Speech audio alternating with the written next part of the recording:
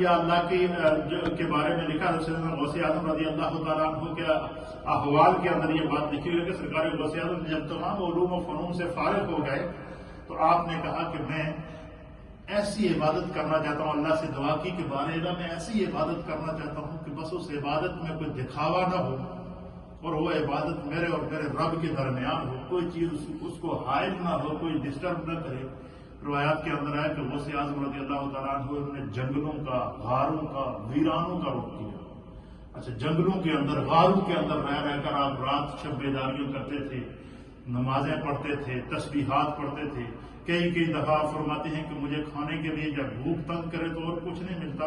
تو میں درختوں کے پتے چبا لیا کرتا تھا تاکہ نفس کو تسکین مل جائے۔ ہمارے اکابرین نے اس طرح مجاہدے کیے ہیں، اس طرح کی عبادات کی ہیں، اور شاید ایسے ہی لوگوں کے بارے میں اللہ رب العالمین نے قرآن میں ان کی عظمت کو بیان فرمایا ہے کہ وَالَّذِينَ يَبِيتُونَ لِرَبِّهِمْ سُجَّدًا وَقِيَامًا، کہ وہ لوگ جو ہے وہ اپنی راتیں سجدوں اور قیاموں کے اندر جو ہے وہ ان کی راتیں گزر جاتی ہیں کہ سردیوں کی لمبی لمبی راتیں تو ختم ہو جاتی ہیں لیکن اہل اللہ کے سجدے اور قیام ختم نہیں ہوتے۔ یہ نماز کی، عبادت کی اپنی لذت ہے، خداوند قدوس ہم سب کو اس کی چاشنی نصیب فرمائے۔ حضور علیہ السلام نے فرمایا کہ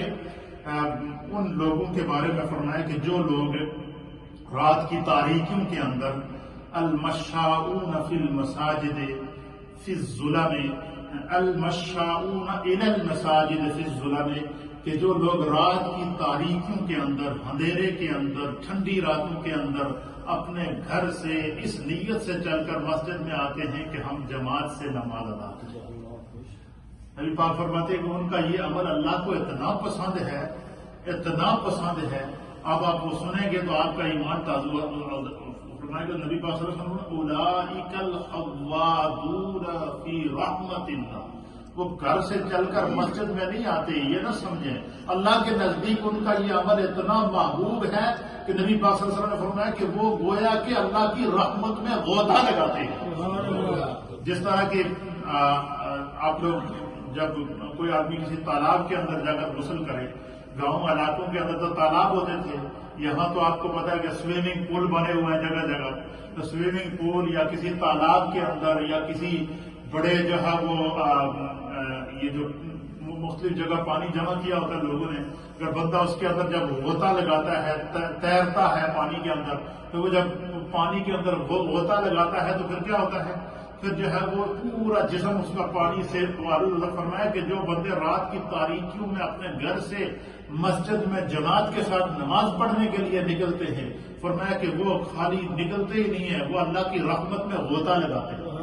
خداوند قدوس کی رحمت کے اندر غرق ہو جاتے ہیں، اللہ کی رحمت ان کو گھیر لیتی ہے۔ تو آپ اندازہ لگائیں کہ یہ کتنا سلامتی والا دین ہے ہمارا دین، جو اللہ کے حبیب علیہ السلام کے صدقے ہمیں دین اسلام ملا۔ اس کے اندر مومنین کے لیے کتنی رحمت ہے، کتنی آسانیاں ہیں، یہ سارے کے سارے ہماری بخشش کے بہانے ہیں۔ تو رات کی تاریکیوں میں چل کر مسجد میں آ کر جماعت سے نماز ادا کرنا، نبی پاک نے فرمایا کہ گویا کہ بندہ اللہ کی رحمت میں غوطہ زن ہوتا ہے۔ خدا کی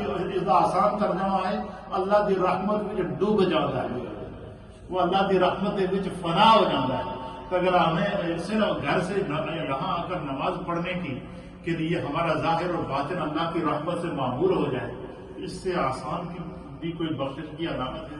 یہ رحمت للعالمین، یہ آقا نے اپنی امت کے لیے بخشش کے تحفے ہیں، اور بخشش کا یہ تحفہ کیا ہے کہ گھر سے آؤ، 5 وقت کی نماز جماعت سے پڑھو، پھر گھر چلے جاؤ، تمہارا آنا بھی عبادت، جانا بھی عبادت، نماز بھی عبادت، ظاہر بھی رحمت اور باطن بھی رحمت سے مل جائے۔